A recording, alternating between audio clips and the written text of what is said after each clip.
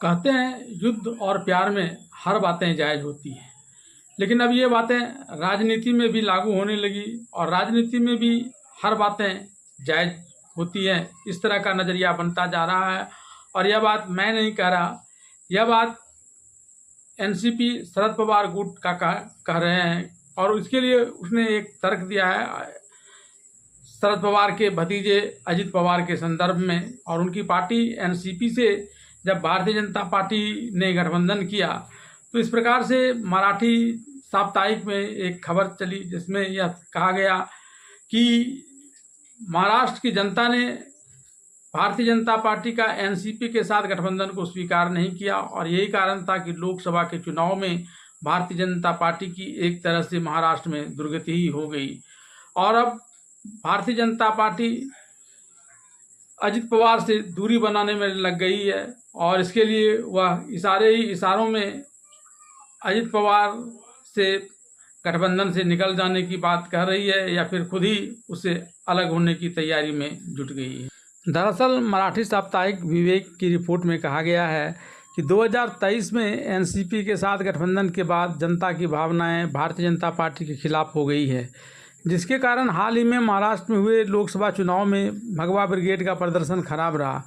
वहीं इस मामले में पत्रकारों से बात करते हुए एनसीपी एसपी के प्रवक्ता क्लाइड कैस्ट्रो ने कहा कि लोकसभा चुनाव में मिली हार के बाद बीजेपी महाराष्ट्र में आगामी विधानसभा चुनाव जीतने की कोशिश कर रही है, लेकिन उसको लगता है कि अजित पवार के नेतृत्व वाली पार्टी के साथ उसकी पार्टी का गठबंधन उसके चुनावी जीत की संभावनाओं को नुकसान पहुंचाएगा। एनसीपी शरद पवार के प्रवक्ता ने दावा किया कि वास्तविकता यह है कि महाराष्ट्र के लोगों ने बड़े पैमाने पर एनसीपी शरद पवार के पक्ष में मतदान किया है। हालांकि बीजेपी भी पूरे मामले में सावधानी से काम कर रही है क्योंकि वह अब चुनाव जीतना चाहती है, लेकिन उप मुख्यमंत्री अजित पवार के नेतृत्व वाले एनसीपी के साथ उसका गठबंधन उन्हें चुनाव हारने पर मजबूर कर देगा, जैसा कि लोकसभा चुनाव में हुआ था। साप्ताहिक विवेक में छपा लेख बीजेपी के उन तरीकों में से एक है जिससे बीजेपी अजित पवार से खुद को दूर करने की कोशिश कर रही है, या दूसरे शब्दों में अजित पवार को महायुति गठबंधन छोड़ने के लिए कह रही है। एनसीपी शरद पवार के प्रवक्ता क्रेस्टो ने कहा कि आरएसएस से जुड़े प्रकाशन ने कुछ सप्ताह पहले भी इस तरह की सामग्री वाला एक और लेख छापा था। क्रेस्टो ने तर्क दिया कि महाराष्ट्र के मतदाताओं ने बीजेपी के एनसीपी और मुख्यमंत्री एकनाथ शिंदे के नेतृत्व वाली शिवसेना के साथ गठबंधन को स्वीकार नहीं किया है।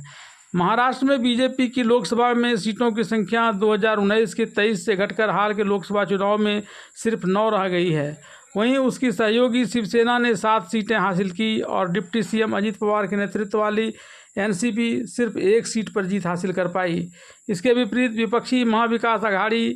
जिसमें शिवसेना, यूबीटी, एनसीपी, शरद पवार और कांग्रेस शामिल है, ने शानदार प्रदर्शन किया और 48 में से 30 सीटें जीत गई।